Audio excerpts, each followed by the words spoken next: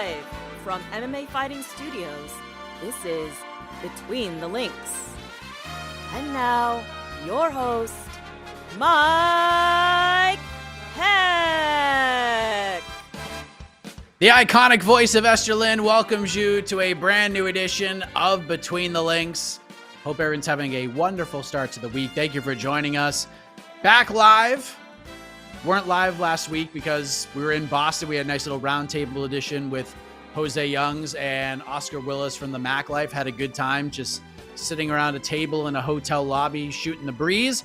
But now we're here to answer your questions regarding the fallout of UFC 292. We got UFC Singapore coming up on Saturday, headlined by Max Holloway versus the Korean Zombie. We have a new bantamweight champion of the world in Sean O'Malley. A lot happening.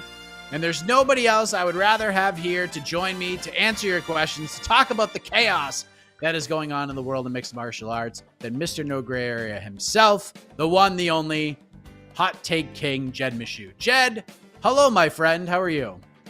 My credit to you, buddy, because the people don't know how hard you work. They just don't know. Like, you woke up, you did heck of a morning. It's a lot of talking. Then we just got off a marathon dam on Ioane and Jacek, which will be coming out soon.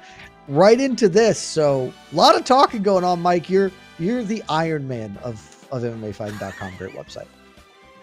Yes, that's why we're late. Apologies for that. But I think once you hear this episode of Damn They Were Good on Ioane and Jacek and the special guest that we have, or that making Jed his has damn brought debut. on, making his damn debut, I think you'll be okay with it. You'll be like, we had to wait 15 minutes.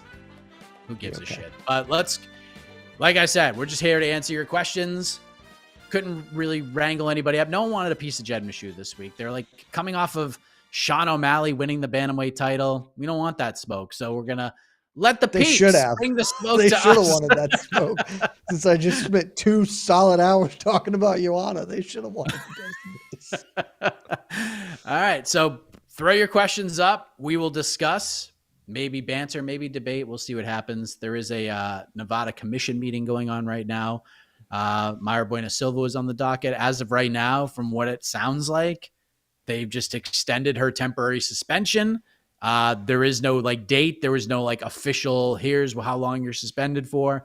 Looks like they're still kind of figuring out what the hell happened there. But for the time being, they're just going to keep things as they are and as they seek a resolution. So that's sort of the news that has come out of that. Some referees got some Nevada approval, and that's really all that's happened so far in that Nevada meeting. I bet she gets a 6-month suspension. That doesn't actually influence her ability to fight. Because that seems to be how they solve these things. Like, well, you did technically break the rules, so 6 months, it's fine. Yeah. I mean, she'll be ready to fight in January, which is perfect timing because Juliana Pena, Raquel Pennington are probably going to fight at the end of the year. And if they don't, slide her right in there. So let's go, Casey. All right. First question. Oh, the peeps. Lost your audio. Somehow I got muted. I don't even know how that happened. I pushed no buttons. I was saying you coming out with the sleeveless, you're hurting people's feelings with the pipes there. Joseph O, should Aaron Blanchfield versus Tyler Santos have been the main event of UFC Singapore? It's the second fight on the main card, but it's the only one with real stakes. A shot at the women's flyweight title is likely on the line. Jed, should this have headlined over Max Holloway, one of the biggest stars in the company, and the Korean Zombie, who's probably going to fight for the final time in Singapore? No, very obviously no. You're not going to find a bigger Aaron Blanchfield supporter than me. Currently my number 1 ranked women's flyweight in the world. And yes, this is arguably the most significant and meaningful fight on the card. I actually wouldn't even say arguably. I think this is the most significant fight on the card in terms of meritocracy, right? Like, the winner of this fights for a belt. The winner of the main event does not. The winner of none of the rest of these fights for a belt. So this is the most significant fight. And then by that, it should be co-main event. It not being co-main event is offensive, arguably. Like, inexplicable. I don't understand why this is sort of buried in the main card, oddly. But also not really sure why this is a fight that's happening in Singapore when this fight probably should be maining eventing an Apex card or something like that.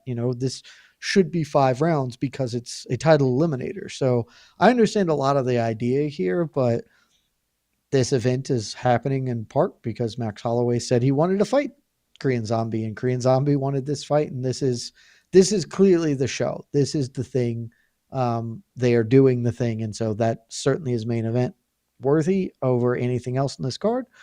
Like I said, should be co-main event, but I think it should be the main event somewhere else. And it's odd that instead it's just here. I mean, it's a timing thing, really, is why this fight's on this card, because it sets up this almost women's flyweight Grand Prix that we're going to get over the next 3 weeks, because we got this fight. Next week, we get Rose Namajunas versus Manon Fiorot, and then we get the pay-per-view, and then we get the main event for the title, the Noche UFC card on the 16th with Grasso Shevchenko 2, and all bets are off if Rose Namajunas beats Manon Fiorot. Like Aaron Blanchfield can beat Tyler Santos in 45 seconds on Saturday. If Rose Namajunas wins next week, she's fighting for the title. Even if Valentina beats Grasso, they're not going to run the trilogy right back. They're just going to go right to Rose versus Valentina. 100%. All right. Well, we're all Manon Fiorot fans then. Got it. Yep. I don't want the world where the pretty clearly best flyweight in the world still is just stuck waiting because Rose is a bigger star. Right. But so let me pivot to this. I agree. If she wins, she's going to get a title shot. Oh, 100 for sure. But most people feel like odds wise that may not happen because Manage is going to be so much bigger than her. So I'll pose this question to both of you. Those people are crazy. Casey, I'll start with you. Oh. Let's say Aaron wins and let's say Manon wins, and they're both equally as impressive. Is Aaron getting the shot, or is Manon getting the shot because she beat Rose Namajunas? Where on the card is the Rose Manon fight? Is it like co-main event, third fight from the top? Let me look. It should. If that's not the co-main event, we're doing something terribly wrong here. Well, I think that UFC's already doing something terribly wrong putting Blanchfield and Santos on the Singapore card. It's the co-main event. But it has to be the co-main event. It's in Paris. Yeah, it's Rose. Manon has to be. Oh, okay. Manon. Yeah. For sure. It sounds like the UFC is setting this up. Sorry, what was the question again? If Rose wins, she's getting title shot. I think we're all in agreement with that. Because if Blanchfield wins, because she's the bigger star of all of these women. Well, I think the placement on that card and just like the fact that they buried Blanchfield and Santos on a card in the prelims in Singapore for some reason and not put this card. Like, I don't know why this isn't waiting 2 weeks and put this on the really top, very bad main card for the Australia card. I don't know. Hate that idea. Let's just say more sense. It would. I 100% would agree. Yeah, I just don't understand why this is in Singapore. Yeah. I agree. There's an October fight night that needs a fucking main event too, so I could have done a lot of things here. But yeah. If Blanchfield wins and Fiorot wins, who gets the next title shot? I think if Shevchenko wins and Rose doesn't, I think they'll run it back. They'll do the third fight. But I would hope Blanchfield. I would hope Blanchfield. I don't know why we're treating Blanchfield like, I don't know, like Edwards on his way up to the welterweight, where he just had won like 50 fights. Like Blanchfield is clearly the person. She's been finishing fights. I don't understand why there's any hesitation from the UFC about putting Blanchfield in a title shot. I just don't. I don't get it. Neither do I, dude. I think in that situation, Blanchfield gets it. I don't think they're committed to Fiorot as like the next big thing. If she wins really impressively, maybe. Like if she knocks out Rose or something, then all bets are off. But I think the UFC at least recognizes that Blanchfield is the future here. And so they would probably default to that. Yeah. And I think if Manon wins, I think we always go back to, Rose is too small. She's a strawweight. I think there's always that in the back pocket as far as criticizing, taking something away from Manon's victory. Maybe, but I don't know, man, because it's in Paris. If Manon goes out there and melts Rose, she's gonna look like a friggin' superstar next Saturday. Aaron looked like a superstar in I, MSG just like a few back. That's what I'm saying. Like this, like you look like a superstar, but then the UFC just kind of forgets about it. I don't know. I know, but I understand what you're saying. I agree that she would look like a superstar. Here's the other thing: it's just not going to happen because I've watched Manal Fiorot fight, and she doesn't melt anybody. Like she might win. I don't think she's going to, but she could. But I'd be like, that's what I said. If she goes out there and just ices Rose, then I'll be really impressed, and I'm okay with that happening. But it seems really unlikely given everything we know about the competitors. There's women's flyweight, everybody. It's going to be a fun few weeks for that division. Erin Blanchfield's the best flyweight in the world, and she's not going to have the belt for like 3 years. It's going to be incredibly frustrating. That's happening so often. Like, it's really annoying to be a fan of this sport. Khabib was the best lightweight in the world for like, I'm not even kidding, 4 full years before he got the belt. And everyone knew it. Like, everyone was aware. You had the people making the Tony argument. Those people were wrong. And it was Khabib always. And it took him forever to get there. And we're just doing that more and more in weight classes. Bantamweight, Sean O'Malley's not the best bantamweight in the world. He's the rightful champion. But if we had to do a trial by combat, Sean O'Malley's like my third choice. And that might even be high. And we're just not, we're doing this way too often now. And it's getting a little annoying. Prize fighting. Right. Let's go to, let's keep it on O'Malley. All right. Does the UFC ever consider a McGregor O'Malley co-in main event? Seems like it could break records. So even Sean had come out and said at some point, I forget where I saw this. I don't know if it was like a quote tweet or an Instagram comment or something. When McGregor kind of put O'Malley over, and O'Malley said, "Hey, you in December, and then me and Cheeto is the co-main event," or something like that. So do you think they would ever do that? Do you think, let's just say Conor can fight in December and all of this is bullshit. That whole voice note is just a tactic, if you will. Do you think the UFC would co-main O'Malley underneath McGregor? Or do you think, why would we do that? We get 2 bona fide stars who are going to sell pay-per-views. Why do we need to put them together? It's certainly the latter. I think that if you did put them together, you could, I don't think you can break records. I do not think the UFC is physically capable of beating the Conor Khabib. The confluence of events for that was simply too large, and I don't think that they can credibly recreate that at this moment in time. Maybe down the line something happens.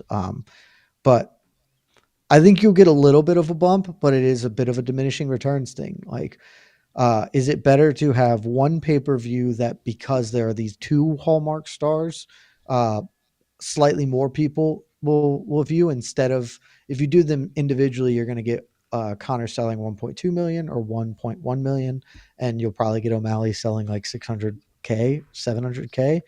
And if you put them together, you could maybe sell 1.4. Like, that's just not how business works. Like, you go for the 1.1 and the 700. I think that you lose, particularly given their fan bases. There's probably a good amount of overlap there.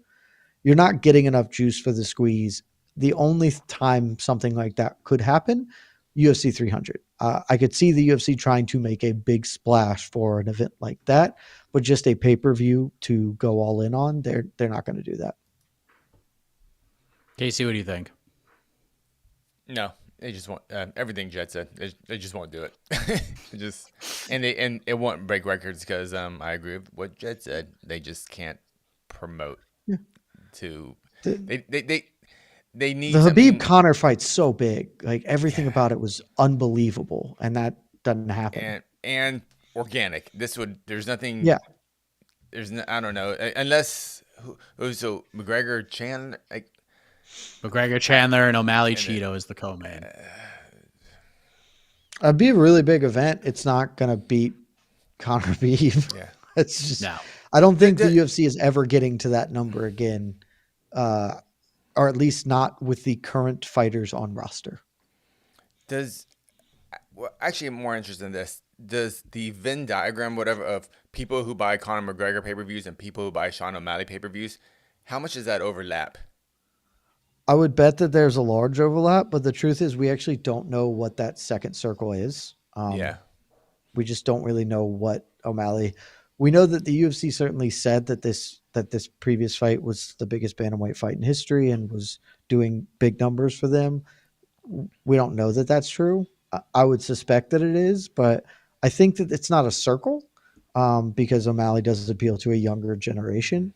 But I would say that there is the way they go about their business and themselves and their caricatures of themselves. I think that there's probably a decent overlap there.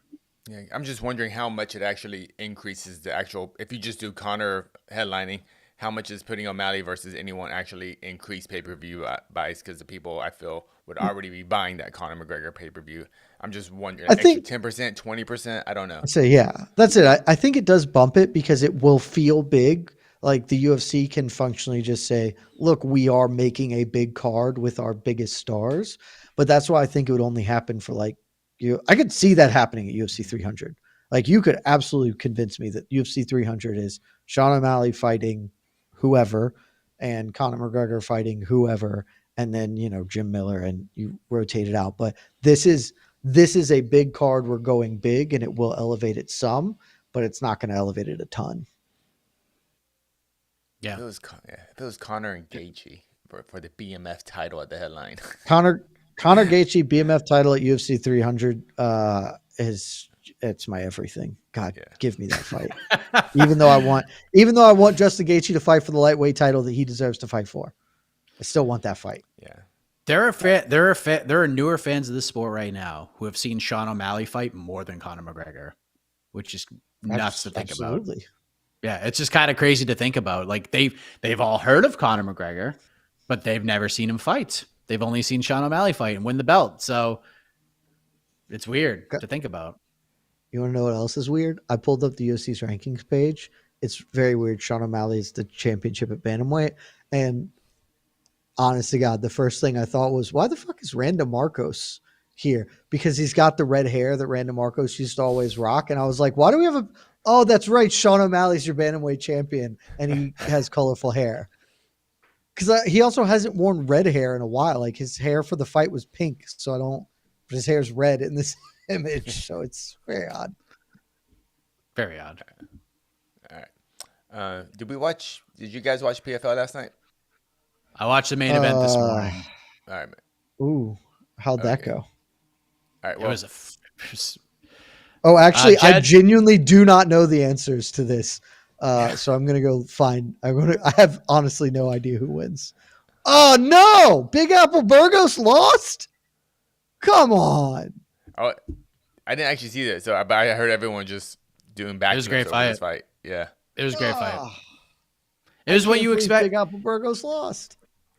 I use this reference a lot, but it's like buying a Toyota in the early 1990s. That's everything you hope for and more. That's like when you saw Clay Collard and Shane Burgos, like you knew the fight wasn't going to be stinky at all. You knew it was going to be really good. It actually was better than that. A lot of people are saying, oh, this is the fight of the year. It's not the fight of the year. Let's slow our rolls. It's probably a top 6 or 7 fight of the year when we really go back and look at it. But it's a really good fight for a PFL event, which probably lasted 14 and a half hours. This is a good way to end it. And Clay Collard beat Shane Burgos, and it was a damn good fight. I highly recommend Jed at some point today. You go back and watch it. Oh yeah, I'll watch all the PFL Clay stuff. won the first. Yeah, Clay clearly won the first 2 rounds, and Shane battled his ass off in round 3. Yeah, I'll go back and watch, but I was not working last night, and I'm not going to watch PFL live if I'm not working it. The pacing is just too awful. Yeah, I'm the same. Instead of taking 5 hours to watch that last night, I can watch the entire event in an hour and a half or something. Yeah. So, I also see OAM got a finish, another finish. OAM quietly racking up stoppages in the PFL now too. So, Sadabusi split decision. Gonna go cash that ticket. Sadabusi decision at plus 110. Tasty little ticket there. Makes up for the betting on Big Apple Burgos. So love that. Please tell me he won a split decision in part because they deducted a point from Carlos Leal. That would be the best. Oh my God. Good God. So I didn't watch this at all. I'm just going through it now. Biagio Ali Walsh getting another stoppage. How long are we going to keep doing that? Okay. I don't know. Seemed fine. it's weird because I respect the PFL and the Biagio Ali Walsh thing. Like they are actively trying to push him to take real fights. And he's like, no, I want to keep working as an amateur. I'm like, okay, but like you should stop. You should just stop now. Like if you're going to go fight for an amateur world title, like fine. But at this point, you can take the same fights with the same caliber of opponent, but just call them pro fights. And we could start that. But, let him run his career as he sees it, I suppose. Yep. All right.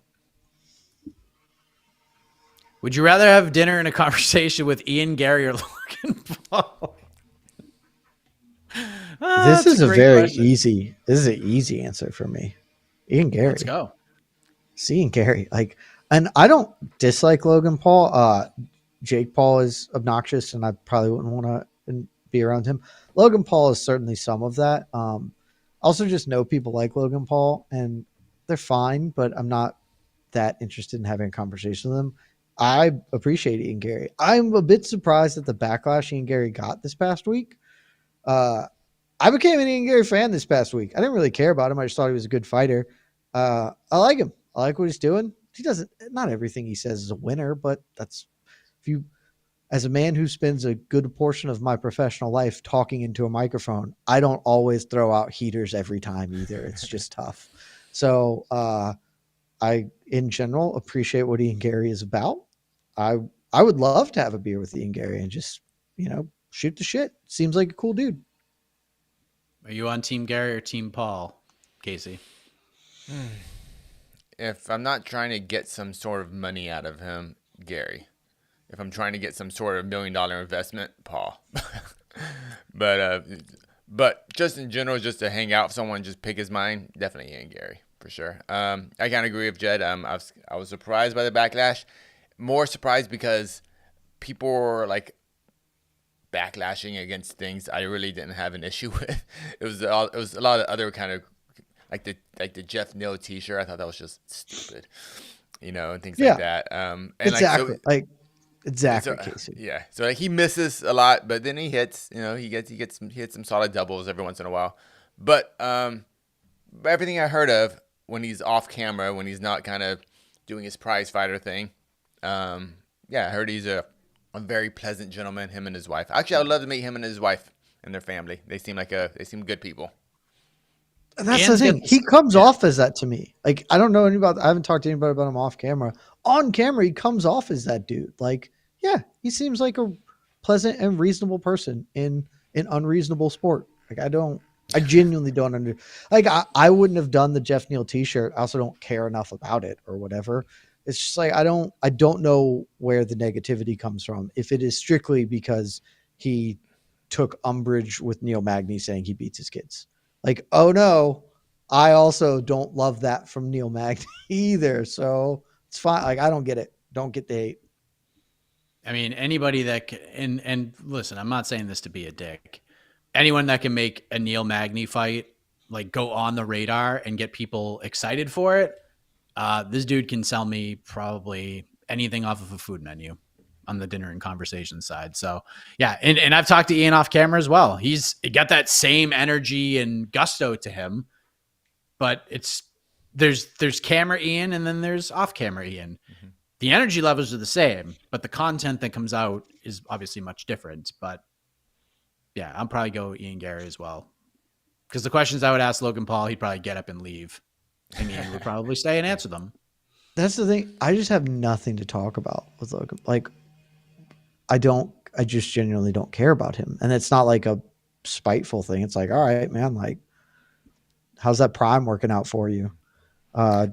Is it cool that you keep marketing it as like a health drink when it's pretty definitively shown to be awful for you? Sure. How do you think those chickens are going to come home to roost in a way that's meaningful? Or how do you feel about largely marketing this incredibly unhealthy thing to children? Does that make you feel any kind of way at all? Okay, cool, man. Hey, if you want to spot you the watch party, Logan, give me a call because Hey. I drink a prime once a watch party, sometimes twice. How? No matter how tired I am, that'll get me through. Because it's like a jolt. They are awful. Yeah, they are. It's the sweetest thing I've ever had. Like I can drink straight whiskey. I would have to cut Prime with water to put that in my body consistently. It is unbelievable. Because you want to run through a wall. So it gets me, like, for those moments where I need it, it works. Would I drink it right now? No. Or would I drink it knowing I'm going to have to talk for 7 straight hours and with it ending at 5:30 in the morning the next day? Give me a Prime. Good. Pop the good tab. for you. Let's go. I straight up could not do it. Good for you. Unless they're going to sponsor me. Look, I'll shill. Prime, Logan, you want to cut me a sponsorship? I'll wear a Prime shirt on this program every week, baby. I don't care. I am a mercenary. I have a price and can be purchased. He's for sale, folks. He's for sale. I am for sale. If you are a fighter and you would like me to start big upping you consistently, slide into my DMs, bro. We could talk about it. If you are an unknown fighter trying to get signed, I will force you into conversations. Mike, I'm really excited to talk about Sean O'Malley, but you know who else I'm really excited to talk about? This 205er coming out of Lake Minnetonka. I think he is going to really blow the doors off Contender Series in 3 years. I'll do it. Just cut the check, baby. Let's go. Love it. All right. What else we got? Back to PFL real quick. Was Shane Burgos a good signing for the PFL? How would you grade his first year at the PFL, Jed? Bad. That sort of seems to be how every PFL signing works, other than Olivier Aubin-Mercier. Like, he's the one dude who signed at the PFL and really seems to have delivered well. I mean, you look at the rest of them and unclear that any of those would be considered wins, certainly given the money they made. I can't think the PFL feels they got value there. At best, when you're looking at like Anthony Pettis or Rory McDonald, at best, the PFL paid market price for those people. And, if you're a promoter, you are wanting to get more value than you are purchasing. That's just how capitalism works. If you are giving money to somebody, you would like to be extracting more value from their labor than you are paying for. And I certainly don't think the PFL pulled that with many of them. Shane Burgos among them. I was always interested to see, like, he's coming in to do lightweight, and okay, it's a really tough division, not really where he has largely made his hay. So I don't know if that's going to be a huge thing, but it's a weaker division, maybe he can. And what's he 2-3 or 1-2? Sorry, 1-2. He lost to OAM and he lost to Clay Collard. I do not know who he beat, but I remember him getting a win. So, long time. We're just the first year. I'd say the first year is they would have hoped Shane Burgos would be fighting in the championship fight at least. And that is, he didn't make the playoffs, and then they shoehorned him in a way that like made several people very unhappy because a little bit suspect. Like, I think on this program defended it is totally fine, but still the optics are certainly awful. So I think it's been a bad year one, but there's plenty of time for that to turn around. Maybe he does featherweight moving forward instead of lightweight. Things get better. We can see. I think Shane should be in the pay-per-view division. Like, if we're going to do pay-per-view, Shane should be fighting in that. Like, if he's going to go to 45, I'd rather see him make that cut like once or twice in a meaningful way, because he's probably making really good money fighting for the PFL. I'm sure he's not making like anywhere near like an entry or mid-level contract. I would say he's probably the upper tier of fight-by-fight contracts. But here's the thing that I missed this season with Shane. One of the things I loved about the Shane Burgos signing was he was going to do commentary. Like, he's great at that stuff.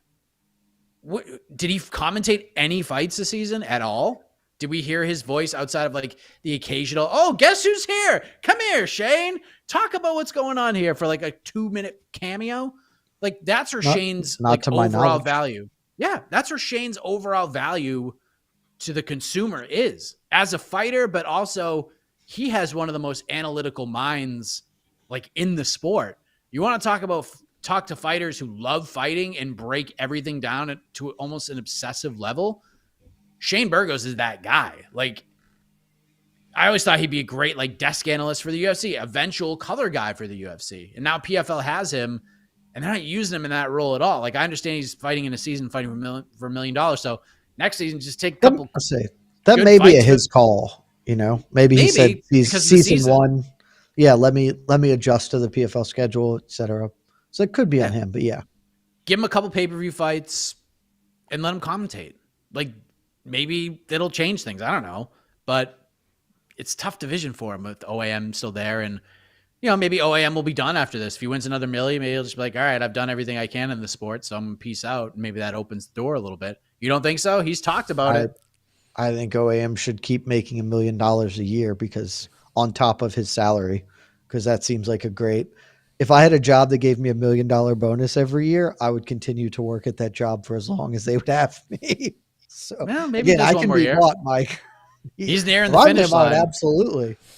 Yeah, particularly because when he wins his second belt, then he now gets to be part of the pay-per-views or whatever. So if I'm OAM, I certainly stick it out. Also, to your previous point, I just looked this up. Clay Collard in his most recent fight, not this one, made 31-31, or 62 grand, $31,000 win bonus. Burgos making $100K flat. So certainly Shane Burgos he's making more than that. Their upper echelon. It's a reported payout of their upper echelon of pay. So was Burgos in the UFC around the kind of like a 45 mark? Or I have no idea. Let me he's see probably if I making. can find. I bet he's making a little more than that. Let me see if I can find Shane Burgos's pay while we're that. I honestly have no idea. Yeah, just kind of. I figure he's. I bet he's probably close to like 75 in that range because he's a ranked dude. Always put on like really fun fights. UFC really liked him. I mean, who else has Dana White said? We screwed that one up. Said about Shane Burgos when he went to PFL that they didn't lock him down. I also don't believe Dana that he said we screwed that up. Like he accidentally fell through the cracks somehow. I just don't. I mean, Dana's not making the deals though. Yeah, it's not him. Dana. Yeah, but very rarely he never says, we effed that up. So thought that was kind of interesting. Good signing. I think all in all, I think it's too early to tell whether or not this is a good signing, but early on, I don't know. He's in the news all season. That's for sure. I would was it a good, okay, we're saying a good signing for PFL. Was it a good signing by Shane Burgos? 1,000%. Despite the perfect. losses. Absolutely. Yeah. He's getting 1,000%. He's getting paid very well. Just the money alone. Okay. Yeah. I mean, he has quotes saying that by the end of his PFL contract, he'll be a multimillionaire outside of winning the tournament. So that does that depend on him actually winning fights or just him being exciting? Because that's what I'm kind of wondering now. Was all this based on him winning? And since he didn't win, from what I can tell, he's getting flat fees in the PFL. Okay, well then he's doing great. I do see from a site called Media Referee is the first one that came up. Shane Burgos made 130 for his fight against Billy Q in the UFC. So that was split. So 65. I think is the split there. So that looks about right. It. Yeah, that's probably. I had him 65, 70, either 65, 65, 75, 75 in that range. All right. Did you? Oh, these are always fun to talk about every once in a while. This type of question. Today, how many Bellator champions are better than UFC champions? So I assume this is champions. I assume this is a who would win in a fight kind of question. Yeah. There are 5 that could be the case. Yeah, so Pantoja wins by default. There is no flyweight champion, and they tried. I guess so he 6 wins. If you want to count Cyborg, since the UFC doesn't have a featherweight. I'm counting Horiguchi as their flyweight champ, by the way. Fair. I know he's not official. All right, so Sean O'Malley versus By not Sergio... official, you mean not even a little bit official. It happens. All right. Didn't the fight stopped immediately? I know. One of the funniest things ever. I'm still heartbroken. All right, Jed. Sean O'Malley versus Sergio Pettis. Who wins? I'd pick O'Malley, but against Patchy Mix. I'll pick Mix. Well, yeah, but we're not talking about Patchy Mix. We're talking about today. He's an interim champion. He's got a but belt. he's not That is a the belt. champion. He would not be He the didn't say representative in the this question fight. says Bellator He's a champ. champs. He is a Just champ. says He's a Bellator champ. champs. Doesn't say the. He is a Bellator champion. Thank you, Jess. Sergio would be the guy that Coker tabbed first. He would. I would take Sean O'Malley over Sergio Pettis. Agree, Casey. Do you agree with that? He's much bigger. That's how he wins. Casey, that's my thought. Okay. They bring similar skill sets. He's just a much larger person. All right. Style wise, I guess I'll go O'Malley over Pettis, but the future champ, the real champ, Patchy Mix defeats them both. Can I just say, I can't wait for Sergio Pettis Patchy Mix. That is a really good fight. That is an excellent fight. So what is it, Volkanovski versus Patricio Pitbull for the featherweight? It's not even a contest. Yeah, well, it's just Volkanovski's just Volkanovski right now. That's just not. Yeah, that's just. Yeah. I don't even think it's that. I've never been nearly as high as everyone else has on Pitbull.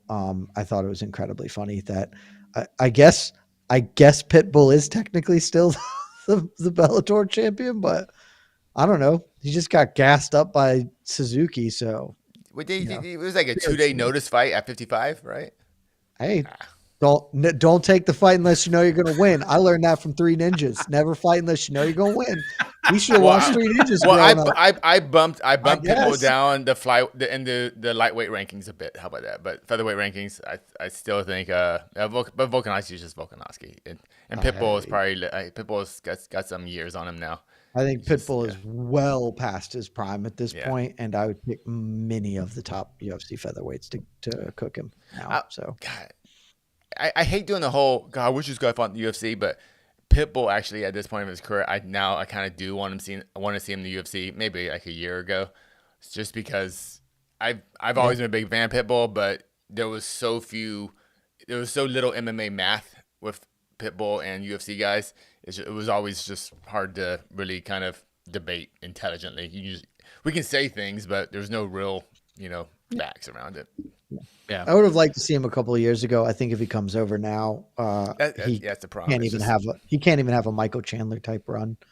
Like I just think he's in real trouble now. Yeah. So. If you go to AKA, you've probably seen some sort of sparring session between these two guys. Islam Makhachev versus Usman Nurmagomedov. Ooh, man. My answer is Islam, but I mean, if you hear the AKA boys talk, they say that Usman wins those sparring sessions more often than not. They say that he is the dude. So, by virtue of resume, I have to default to Islam, but it would not surprise me in the slightest if Usman Nurmagomedov was actually the best lightweight on earth. Yeah. Yeah, we agree. Yeah, that's pretty much it. Yeah. I mean, when you hear the AKA team say like, no, that this guy is it, and he's the one who gives Islam the business in practice. Like you can not like, and they don't BS. When you talk, they don't BS. Yeah. That's exactly what I was about to say, Casey. It's like you can take a lot of what gym talk is, but I can't remember the time I've heard AKA guys say something that was bullshit. Like Javier been like, "Hey, Cain Velasquez is the dude. You're gonna find out." Okay, hey, like Habib is just beating the shit out of everyone, and the only guy who's even kind of with him in the gym is Islam. Like you're gonna find out. Yeah. Okay, like he just.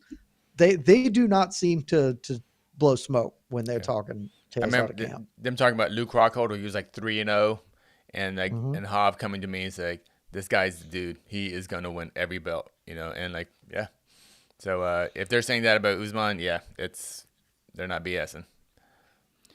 Leon Edwards versus Yaroslav Amosov, Casey. Amosov. I'll take Leon Edwards. I think his fight's very good and competitive. Super competitive. I'm high on Amosov, but I agree. Yeah. I'm very, very high on Amosov as well. I think Leon Edwards is justifiably the top ranked welterweight in the world at this moment in time. If Hamzat was still a welterweight, I would have some thoughts, but I like Leon's chances against anybody right now, even though there are plenty of dudes who can give him hell. That second fight against Usman was sensational. If you had asked me before, look, and I know Logan Storley is no Muhammad Ali out there, but the way Amosov looked in that fight with Logan Storley, he beat the piss out of that dude, and nobody does that to Logan Storley, whether it's on the feet or on the ground. He beat him everywhere. I would have picked Leon Edwards before seeing that fight. I would edge Amosov, but I think this is a incredibly competitive fight, like super coming down to the last round, and it would be fun. And I think that's fun. Really for Bellator. That's really all. That's the best you can ask for as far as if you have the conversation. It's competitive. If you can get an honest, it's competitive. I think that's all that really matters for them. Yeah. The only one of these fights that isn't competitive thus far is Pitbull Volk, I think. Yeah. And Volk's not competitive with a lot of dudes, so that's fine. Izzy versus Johnny Eblen. In a year, I might pick Eblen. Right now, I think I default to Izzy. I'm the same. It's one of those like you got to fight him now. But go fight Eblen now, kind of things. Yeah. Same thing you guys said. Yeah. I'm just really high on Izzy, but I'm also super high on Eblen.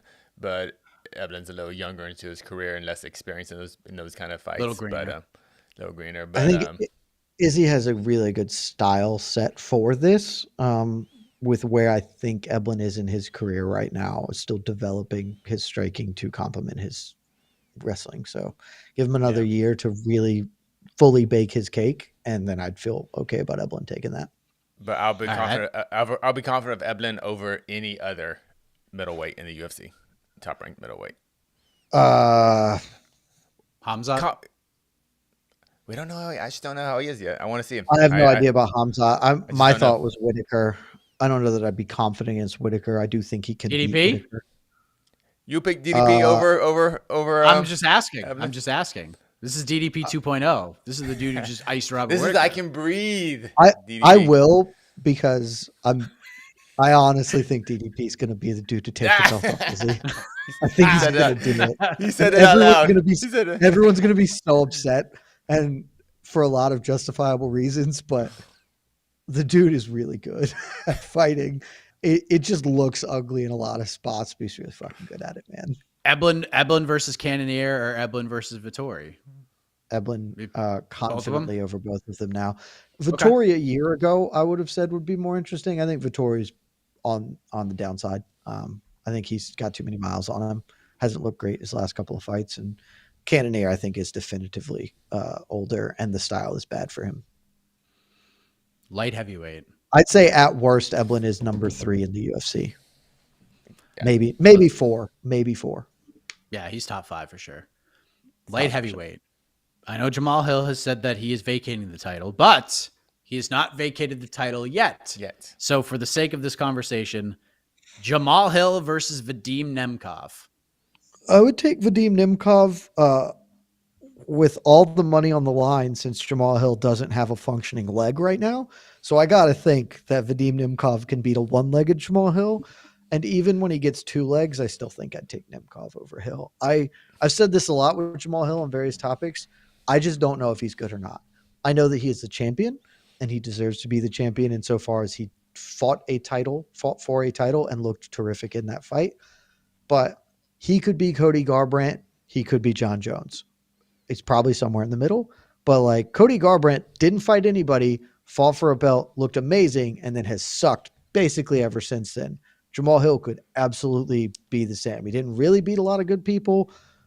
Circumstances put him in a title fight that he didn't deserve. He looked terrific in it. I don't know if that is who he is, or if that's he high-rolled this night of his life. You know, like maybe he just fought the best fight of his life on the biggest, most important night. So I at least know who Nemkov is, and so I have to defer to Nemkov here. But I wouldn't be shocked if maybe he just is that dude, and we just don't know it yet. So I'm with you for everything you just said. And this goes back to all the rankings talk and him shitting on our rankings and all that. It all comes down to the next fight.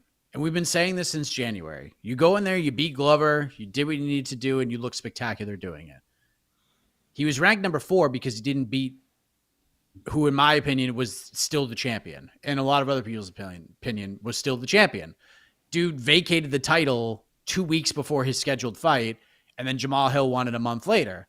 And beating Glover Teixeira is a great win. But this is a Glover Teixeira who's going to retire even if he won the belt. I'm not taking anything away from the performance. But everything trickles down to what happened in the next fight. He goes out there and does that to Yuri Prochazka. He's the best light heavyweight in the world with a bullet. And this is not a conversation. He is far and away the unanimous best light heavyweight in the world. You go and do that in your next fight. But there wasn't a next fight. And we don't know. Like you said, Jay, like we don't know how good he is. We still don't know. So right now, until I see that next fight, until I see what it's like coming back from this injury, it's Vadim. I'm picking Vadim Nemkov. I'm picking Vadim Nemkov. Vadim Nemkov is super good. And we're talking about where Johnny Eblen would be in this division at middleweight. Vadim Nemkov is probably a top 3 light heavyweight right now in the UFC if he just signed and went over there. He's like done with light heavyweight right now. He just wants to go heavyweight. I would put him at 3 right now with the caveat that I don't have any idea what the fuck to make of Alex Pereira at light heavyweight. Pereira could be the best dude in the world. He looked great against Blachowicz. Blachowicz, I still think, is a quality fighter. I would put Vadim behind Yuri, who already has beaten him, and I would put him behind Ankalaev, who I believe is the best light heavyweight in the world. But that's it. I would put him ahead of Pereira, but I don't know what to make of Alex Pereira. He has ruined so many things about MMA and my ability to interpret what the hell is going on in the sport. Yeah. I love him for it. There's no animosity. I love Alex Pereira for being a super weirdo that makes this sport seem very dumb. Love the chaos. Love the chaos. Yeah. But yeah, like you said, if Jamal Hill beat Vadim Nemkov, I would not be shocked. Wouldn't shock me. He could be the best light heavyweight in the world. I would be shocked because to me, of all the champion matchups, Nemkov over Hill is the one I'll be absolutely most confident on. For Nemkov? It's the one for Nemkov, yeah. It's the one I would be the most confident on because I'm not like confident in any of the other ones. I think it's the one I would certainly pick, whereas the other ones I probably am defaulting to the UFC champion. I kind of feel like either way, that fight's not competitive. Either Jamal has a great night and just washes Nemkov, or Nemkov's just that guy and just like 50-43 is Jamal Hill. Like this fight, we probably know whoever the wins, outcome's it's not 4 minutes in. Exactly. And John Jones, Ryan Bader, do we even need to talk about this? No offense, Ryan Bader. But do we even need to talk about this? Did they fight at one point in time previously? Oh yeah. Yes, they did. Can you remind me how that went? I vaguely recall it being atrociously bad for one of them. I can't recall who. Yeah, I don't know. We'll have to ask the fans if they can Google it. We don't know. Yes. And then the last one, since there's only one women's. Oh no, we have the featherweight champion, but Chris Cyborg. What do we do? Chris Cyborg. I think Chris Cyborg would beat nobody. I think Chris Cyborg versus 0 people will win that fight confidently. Fair. That's my most confident one, Casey. Chris Cyborg versus empty. Yes. And last one, Casey, I'll start with you. Alexa Grasso versus Liz Carmouche. Ooh,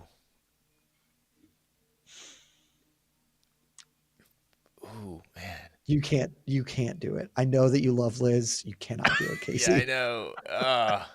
How old is Liz? I'm gonna go Grasso. Okay, I'm gonna go Grasso in youth. Grasso in youth, and she's in her prime.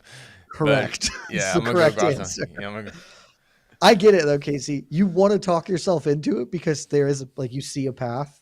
No, I mean, if this was Shevchenko, the conversation isn't there. With Grasso, it's a little wonkier. I mean, look, Liz was a tough fight for Shevchenko. She didn't get run over by Shevchenko, so there's that. But yeah, you gotta go Grasso. Youth. I think she's going to look really good coming off winning. They always say that as a cliche, but you get 20% better when you become champion. I think there's very real chance that happens here with Grasso, and that she doesn't hold the belt for long, but she gets to beat Valentina in a rematch, and God willing, she gets to fight Manon Fior. She's going to beat Manon Fior, so we'll see how that shakes for her. Well, VJ, you played a smart card right there. I want to ask a question that they're going to spend 30 minutes talking about, and damn it, you did it. You did it. Don't ask how UFC champions do against PFL champions, because that'll take 5 seconds. I would like PFL champions. All right. I do not believe a single PFL champion would make it to a decision against any of their counterparts. Yeah. Pro Fights Info. If Korean Zombie pulls off the massive upset and decides he's not retiring, what would be next for him? Can we pause this question for a minute? Because Yes. since we don't have a women's featherweight UFC champion, and I know that technically we don't have a PFL featherweight women's champion, but we're all aware that Larissa Pacheco is about to take that crown. Pacheco Cyborg. I'm taking Pacheco. I'm kind of taking Pacheco too, just because how old's Larissa right now? She's under 30 still, right? She's super young. Yeah. Under 30, Cyborg is getting up there just so many years. 38, yeah, I'm gonna go Pacheco. Maybe. Pacheco's 28, yeah. 28, yeah. So she's hitting her prime right now. I watched Amanda Nunes just throw a right hand and not be afraid of Cyborg and obliterate her. And I got to tell you, I think Pacheco can do exactly the same thing. Yeah. I would probably pick Chris right now. And it would not be a thrilling affair. Just wait in until this Zingano fight. I think post Kat Zingano fight, you're going to be like, yeah, Pacheco, Chris is done. Because the Arlene Blenko rematch, she almost got her out of there immediately, and then that fight was awful. But if that fight happens like 18 months from now, I'd probably pick Larissa. Sorry to derail us. I just thought of it as we were moving on. Yeah. That's kind of a more happier question than the zombie question, because if he pulls off the upset and decides, you know what? I'm not leaving. I'm not freaking leaving. First of all, that would break my heart. Because if you go in there in Singapore after all this time and you beat Max Holloway, like, you get the fuck out of there. Like, you just be done. I mean, parades will be in your honor everywhere. Like, you beat Max Holloway in your last fight. What are you gonna do? Fight Volk? Like, there's nothing else for him to do. He's not fighting Volk again, because that fight is just only gonna get worse for him. There aren't a lot of happy moments in retirement, and we just kind of talked about this with We've Joanna had two of them this year. This we could have 3. This would be right up there. This would be right up there, if not the best, because no one expects him to win this fight. Nobody. Won't be the best because of the Lawler one, but it would be terrific. It's damn close. Yeah. It would be just terrific. I'm picking Max to win. I think Max is going to win. I think the overwhelming dismissal of him against Max is probably incorrect. It's not like Korean Zombie has looked awful or super washed. You know why people think that? Because he got tuned up by Volkanovski. You know who else got tuned up by Volkanovski? Max Holloway. And we weren't like, Max is done, just retire now. It's like, yeah, like, it was bad. It's one of the best performances I've ever seen in a cage. Sometimes you have a bad one, but before that, he beat Dan Ige, who's a very, very solid fighter, like a very quality featherweight. Like, I think Zombie's got enough to make this a classic Korean Zombie fight. Fun as fuck. I think this fight's going to rule because you got two of the most exciting dudes ever to do it. I think Max is better and has a lot of advantages, but I don't think that this is going to be total one-way traffic. So if Zombie can pull it off, that would be sick. It would probably be good for the featherweight division because suddenly Max is now not just this blocker at the top of it. If somebody beats him like this, and Max can go on the Rich Franklin Fun Fight Tour, and that'll be cool. So it would be awesome. I don't think it's going to happen, but it would be great. And Korean Zombie could get to walk off, into the sunset, and we will be doing a freaking damn on him the minute I know for sure that he's retired. The moment I know he's retired, we're doing a damn on him. The amount of people who want, like, the matchmakers arrested for making this fight, I just didn't understand it. Like, I get it. Like, you want to see Zombie go out with a win, right? He's fighting in Singapore. You want to maybe get a lower level guy, let him have the Robbie moment. But he asked for this. He asked for this fight, and Max was like, dude, I'll fight him. Like, let's go. He's a legend. I haven't fought this guy yet. Let's go.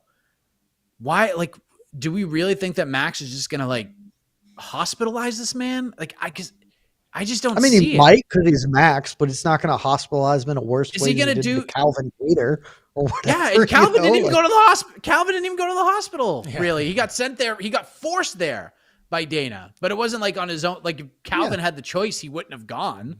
Calvin would have kept fighting. He got up in the 5th round of taking 500,000 punches and was like, "All right, I'll fight." I don't think it's going to get worse than that. And Calvin was like, they said, and the conversations with like his team after the Kattar fight were like alarming, saying that like his scans, when they checked his brain after the Holloway fight, it was like the best the numbers were throughout his entire UFC career. That's insane. Sometimes you got to get just hit around the head, Ask Neil Magny. That's how apparently he teaches people. You hit them in the head and then they learn. Is that too dark? Was a joke? Might have been. Yeah. I'm with you though, Mike. Like it's this dude. His most recent fight was for the title, and now you're just like, he's gonna die. He is going to die. Like, his most recent fight, he was good enough to fight for the belt, and like circumstances or whatever. But still, come on, like let's be reasonable here. This is not a squash match. This is a perfect matchmaking. I think this is great matchmaking. Yeah, we're like, to me, like I don't think he's not gonna get knocked unconscious. I don't think. He might he's going to get peppered for 5 rounds. He's going to get punched in the face, but this is what he asked for. It's not like he didn't ask for anything else. Like he was like, I want to fight Max in my last fight. What else does this man have to do to get what he wants? Go fight Max. Go get your fight. Plus Max is over it. Like Max is past his prime. Max is not the fighter he once was. I think this is ideal. It's a great fight. I'm really looking forward to it. And Zombie, he comes from the Japanese MMA, Korean MMA scene where you go out on a loss. You don't go out on a win. You go out on that's how you retire from the sport. You go out on a loss. You go out just putting everything out there. You take your bumps, go, all right, I'm done. And the fans into it. Yeah, that's how you go out. So I think that I know we as American fans, we kind of like the Robbie moments and stuff, but just I guess the more traditional sense in the MMA scene over there, this is how you do it. And man, what Casey's saying is if he wins, this is going to happen. He's not going to the problem. Yep. I don't. Yeah, if he does win and looks and like wins dominantly somehow, that wild. That. Yeah, I don't know. I have to see. I don't even want to imagine it. Guys, if he wins, I'd like to submit my Otno point right now, Mike. Okay. If he wins, let me tell you, I think there's a rematch we all need, and it's a man coming off a loss, Mr. Dustin Poirier.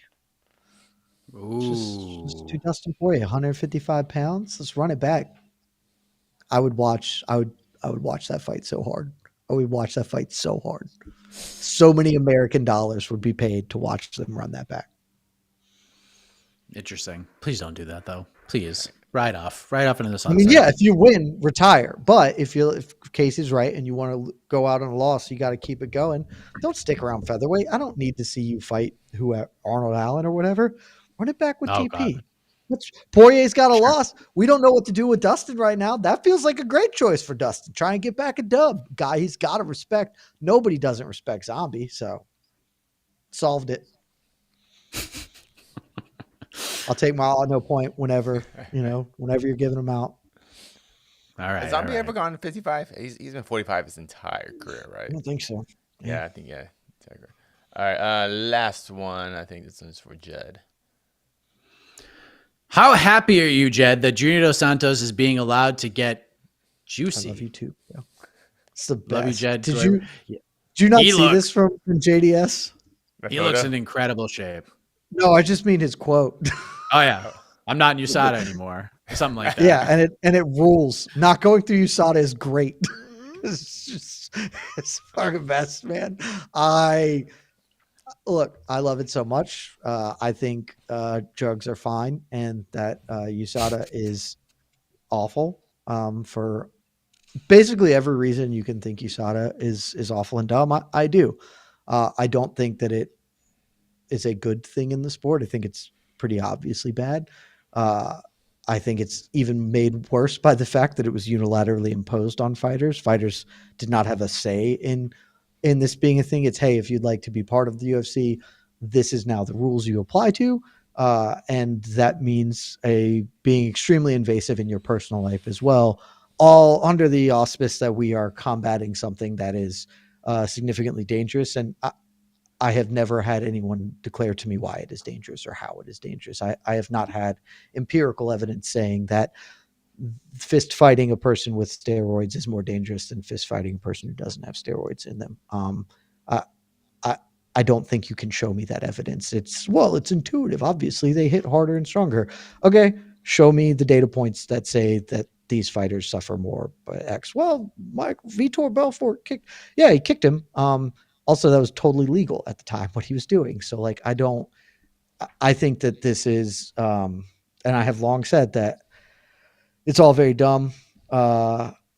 It's just technological advancements as far as I'm concerned. Like, science is better. If you really want to go whole hog in it, you can't have surgery. Like, oh, you tore your ACL? Well, God and Mother Nature will fix you because science is not allowed to improve human performance. That is unfair for other competitors. So I think that this is great. I am happy that he is no longer under the burden of USADA. I know that he, in his time in USADA, did not particularly view a lot of it well in general in the way he was treated. And so good. I think this is fighting. This is sports. And yeah, I do not believe Junior Dos Santos is going to win or lose his next fight because of the things that he ingests outside of the fact that our lives are made better or worse by eating food, so good for him. I'm very, very happy that he has found something that makes him happy.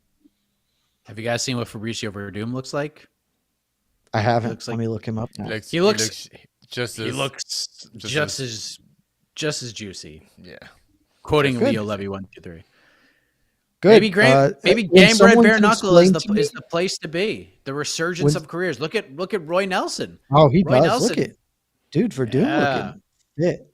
When someone can explain to me that something that a doctor could tell you to take that will benefit your performance in X ways is substantively worse or morally more onerous than supplements in a credible way, then I will change my position.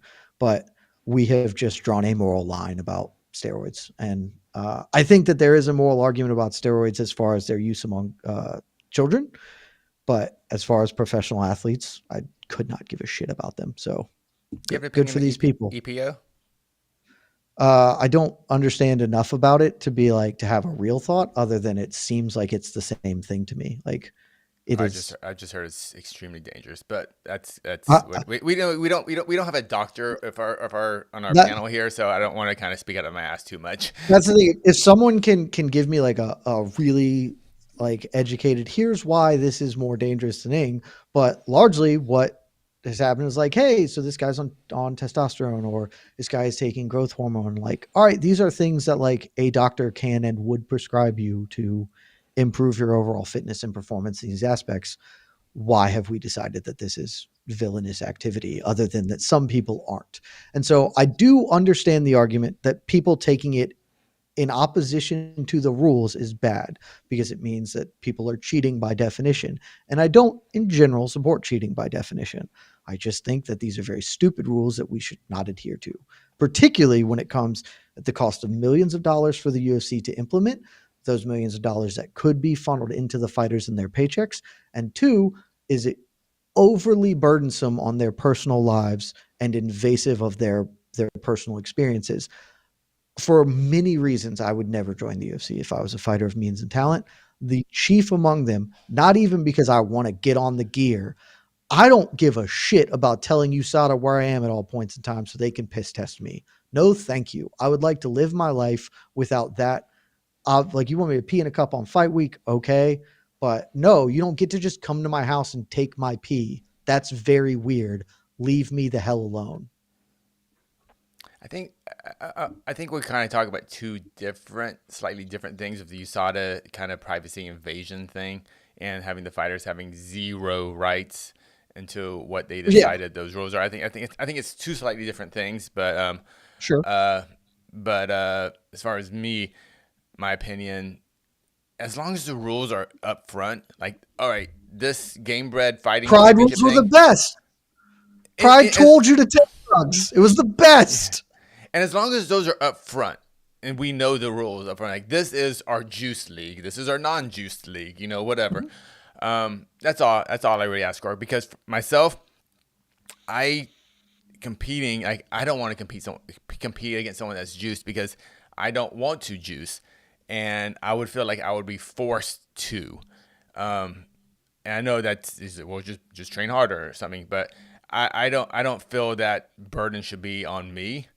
But I understand what Jed's saying. I get what Jed's saying, but like myself, like I kind of take pride in being clean outside of my vegan protein powder, after workouts. But even then, I understand that, well, we take a protein powder. Is that then we're getting that really gray area and stuff. And I just wish I think with I think there was no discussion. There's no back and forth between fighters. It was unilaterally imposed upon them. And that caused lots of problems. And that's kind of, it's a complicated subject. So it is, and that's the thing. Like I'm not saying that I'm the only correct opinion. This is a genuine question, because I think this is a good discussion, Casey.